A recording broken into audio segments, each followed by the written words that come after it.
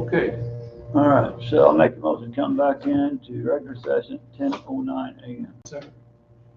Jim Marlowe. Correct. Kurt Gentry. Yeah. Tim Anderson. Okay. Do you need to take a roll call again? No, you did. Oh. Well, it was, but you guys all agreed. I mean, Ashley, we did roll call. Yes. do you have something you want to share with us now? In regards to the appropriations? Yeah. So Brandon and I have been working, I presented that appropriations ordinance, from Fulton County to you all to Yeah. review. Yeah. And, I think at the beginning, there was miscommunication on what the design of it was. But Brandon and I had very good conversations, and I think he's come to an understanding that, again, this is a function of transparency, and then also a function to be able to better budget for both the office holder and for the commissioners as well for future budgets. Why don't you go ahead and give us a rundown? Okay, so what it'll do, and if Brandon was here, I don't think he would mind me saying, so the appropriations ordinance or the worksheet that I gave you would be initiated by the office holder themselves. It's not initiated by the commissioners unless it is your budgeted line items that would be affected. That would be payroll. Well, let me get to that one. Okay. So they would in turn request to move money within their budget for any non-payroll related item. They can move the money freely at their discretion. They would fill out, so say they wanted, use Amanda, say Amanda wanted to move some kind of publication expense into office supplies and move $1,000 from publication to office supplies. She would just fill out the form and put the line items, show that she was moving, the $1,000 to decrease the one by 1,000, increase the other by 1,000, and sign it. And then I would then in turn input that into the budget. I would modify the budget. So then whenever we prepared and reconciled all the statements and everything and prepared the budget and balanced it for that month, whenever we sent the report out, she would see that reflected change. And in that way, the goal is so you don't have the negative numbers, because as we've all, talked about and are under the understanding is that the money that is allotted to that particular office is their money, and how they see, the spending. So it would allow her to be able to monitor, and as well as the commissioners be able to monitor and see that whenever she comes back for the next year, if she's asking for an additional $1,000 in her office supply budget, you can see that she actually needed to do that in the prior year. It would also relieve the fact that since it's her money, she doesn't have to come before the commissioners asking for it whenever those line items go into the negative. And they don't have to sit there and explain, well, I'm going to make sure that I go $1,000 less in publication, even though I'm $1,000 more, and have to, explain it to you. It's their money again, they can do that. For the payroll related line items, which this is something that, would affect a lot of different people. I've had this happen in my office. I think other people have had when you have people that leave and you have to pay out like additional benefit time, which you obviously weren't calculating. You can go over that if you want, or you can say, okay, I can save X amount of dollars in these 3 or 4 line items. I want to take those and put those into my, like for me, say my treasury deputy line item to make sure that that one doesn't go over. So those would require like the 2/3 vote of the commissioners to approve that payroll related line item. That's per the statute, and that's what's written on the bottom of that sheet. Like in Brandon's example, like Brandon is having difficulty filling his ASA positions right now. What he's looking at doing is kind of like, I think he said maybe hiring someone like a 7-Eleven license and then working them in over the summer, give them more duties, more authority, more time, and then after they pass the bar, then turning them into a full-time employee. But he's going to have a lot of money that he could possibly use, like I mentioned, if he wanted to upgrade his computers and buy eight laptops to be able modernize his office. He could ask that I want to say, I'm just using numbers. He wants to use $15,000 out of the ASA line item and put it into office supplies so he can buy those things that he got. That's something that he would come before you, and technically you'd have the right to deny. But keep in mind, he could still go over if he wanted to, or do whatever, because it's still his money overall. So the goal is to create better communication, better interaction between office holders and commissioners, and then to provide better planning and tracking. It's a more accurate budget. For the budget process. Yeah, so it's not the quote hidden areas anymore. It's like, hey, I need this, I'm gonna use it for this. So it opens up an additional layer of transparency. And then what I would do is I would present those or like give those to you guys monthly, just so you can see that, if my office had 3 changes and Nana's had 1 or whatever, we would just present those. So then you can kind of keep track of them and see, and then that way, whenever you go and get ready for the budget, you would have those. And then, so if I came to you and said, I need an extra $2,000 for X, hopefully, if I had already knew that, I'd be like, I need the $1,500 this year for this, and it shows that the trend's going to be this way, and you would see that like on paper, and it wouldn't be me having to explain or pulling this or go pull a GL report for, asking me to pull a GL report for you guys at budget time, so you can take it, look and see what it is. It's already there, it's already out there, and it's done. It complies with again, there's a statute that was out there since 2015.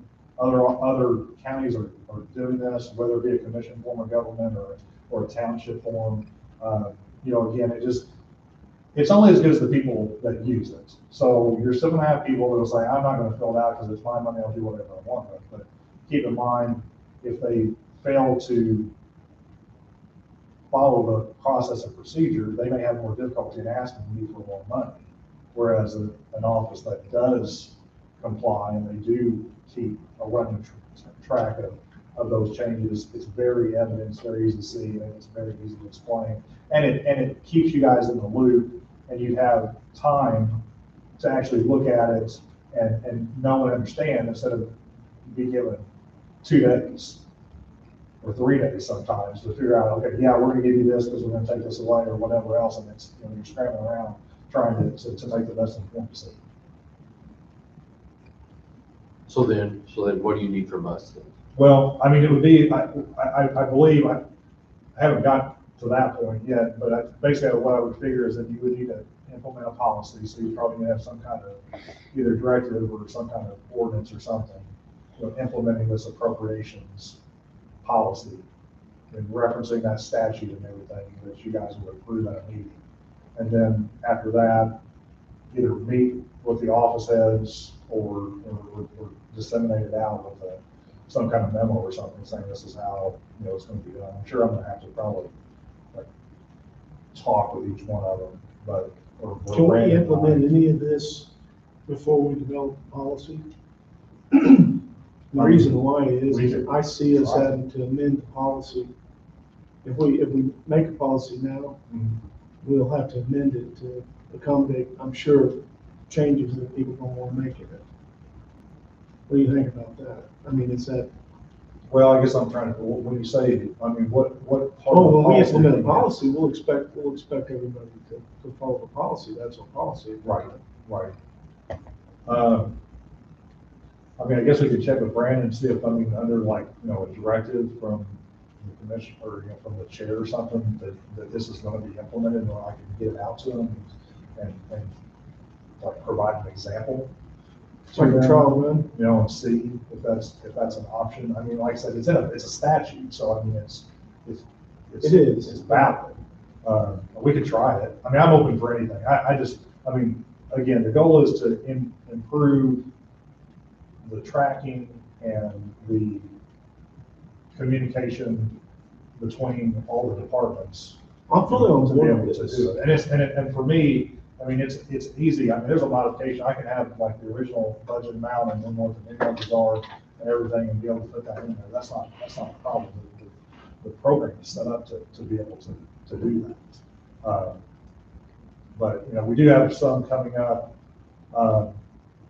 I mean, as a trial run, we can, you guys can fill that out after I calculate the numbers and get like for the contingency numbers that are, since you've now gone through and completed all of your contract negotiations. So those monies are to be moved from contingency into those respective payroll line items for those departments that you've been negotiating. So I'd be able to do that, and again, that would take a 2/3 vote from you guys to approve technically any column, but I mean, that's the way it would work, but you would approve that.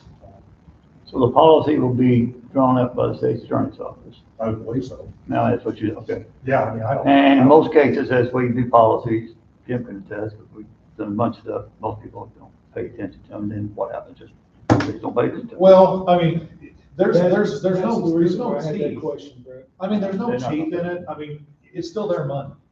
But I guess what happens is,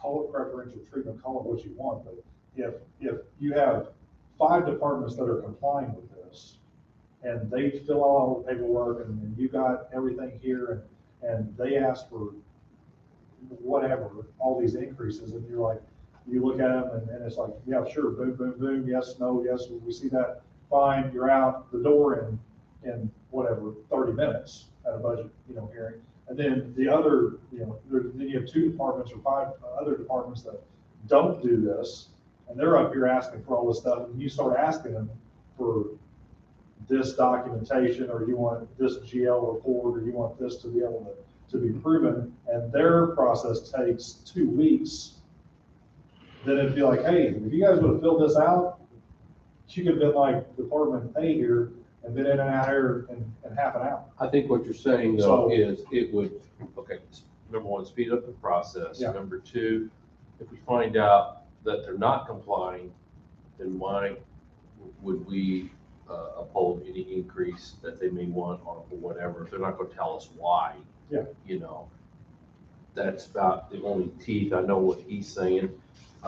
It's gonna be lagging. I mean, you're not gonna Yes. be able to like real time. Not gonna really have an Stop enforcer. something, but The you'll only be real able to- teeth would be, can they prove what their request is, what the Yeah. request is? That we can track it. Yeah. That's gonna be it. Yeah. I would think, honestly, I get the idea that a lot of times we set policy, nobody adheres to it, but a lot of times when everything goes south, it boils down to, well, what was your policy? Right. And you gotta have them in place anyway, regardless whether our part is to make the policy, their part is to uphold it. If they don't uphold it, something goes south, it's on them. And I guess looking forward, so, I mean, let's use the sheriff's office, for example. There you go. You're gonna have somebody that's gonna prepare a budget for next year, for the next fiscal year, that's not gonna be here. You're gonna have an incoming sheriff that's gonna come in and is basically gonna be strapped at whatever they were getting. This appropriation, I mean, other than the payroll portion, and all the other operational areas, if that new sheriff saw that he wanted to move this operational line item up by $2,000 and another one down by 2,000, this would be their way to do it, instead of manipulating the numbers and going over on one, or just writing this line item because there's $5,000 left in here, and just writing a line item out and sending through, on a general fund appropriate, claim ticket, because those have to be paid if the dollar amount's in. So I mean, this would let them actually put the money where it's supposed to be, and you can see it. And then when they came to you the next year and said, I really need this to be in this bucket, and this to be in this bucket, and everything else, then you would have a better idea and understanding. I think that's a good department to bring up, because talking to the possible new sheriff, well, I just think that whatever budget's tossed out there, he's gonna be insisting on more. So, and I just said, well, you better figure out how to find it. So, Well, I'm just gonna tell you, that's I ain't different. going That's farther. different. I can tell you how it's A gonna play little bit out. different than what I'm proposing, because I mean, then you're asking for more money, amending the budget, Amended the moving stuff. budget, yeah. But I mean, I guess technically, if you had something in your contingency that you were allowed to go into that said department's budget, then you guys would fill out the appropriations request and approve it to be moved into, if it was a payroll related line item or whatever. But yeah, I mean, the whole idea, like I said, is to be able to, get better communication, within the department. I know it's not gonna be perfect. When I talked with the treasurer of Fulton County, she told me that there was somebody that bought, I can't remember, either a copy machine or something, or maybe it was a vehicle, that they just ran it through, and they ran it through on a different line item, just because the line item was there. She, barked at him, but the office holder was like, so what? So Yeah, it's her money, it's it's my money or whatever.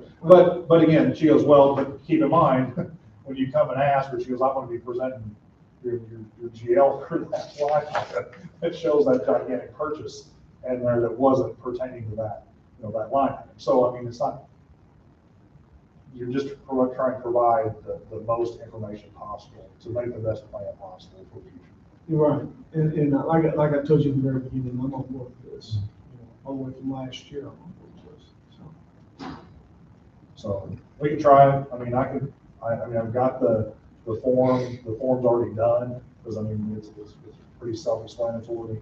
I'd be able to, to get it out to the departments and try to show them, what the way this would work, and try to start to implement it. Or if you want to talk with Brandon and see if he says, hey, We can start building a policy. Wouldn't hurt, I just think it wouldn't hurt to get that form out there for folks to see it. Yeah. Okay.